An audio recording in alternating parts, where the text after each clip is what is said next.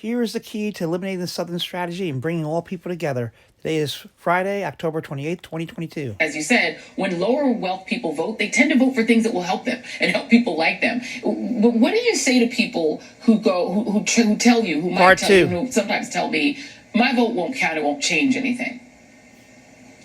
Well, you're right. If you don't use it, it won't count. It won't change anything. But if you use it, the reality is now there is so much power among poor and low wealth voters. Poor and low wealth voters now represent in battleground states over 40%, in regular states over 30%. We have races across this country and that are decided by 400 votes, like in North Carolina, the Chief Justice race a year ago, the governor's race, 10,000 votes. When Obama ran in 2008, he lost on election day, but he won doing same-day registration and early voting and won by 14,000 votes. Listen, if you have, in North Carolina, there are over 1 million poor and low-wealth voters, for instance, who did not vote in the last election.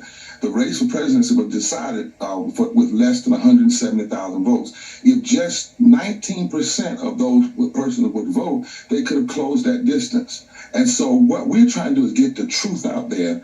A lot of voters, poor and low-wealth voters, have not voted, Joe, because they say nobody talks to them. So we're talking to them. We're reaching them. We're saying, don't just vote to support, vote as a demand. I vote now because I'm going to demand living wages. I vote now because I'm going to demand health care. I vote now because I see people who want to turn back the clock in many, many ways, in rights for workers, in health care, in voting rights, and that's not the America that we want. And guess what? There comes a time when you have power, but you have to use that power, and we're sending excitement across the country where people are saying, you know what? It's high time that we use it. The Southern strategy, George said they were going to polarize us and separate us. Well, the plan was 50, 60 years ago to polarize and separate us. We can have a plan to unify and empower us, and that plan is right now. Go to www.vote411.org. Go to the Poor People's Campaign website. Look, it's on, and we got to work hard. In Georgia, 49% of Georgians are poor and low wealth. That's 4.9 residents, 47% in North Carolina. That's power that we have to use. And I hope that as I see President Obama and others moving, I hope they'll come through North Carolina too. I hope that people will talk about poor and low wealth voters.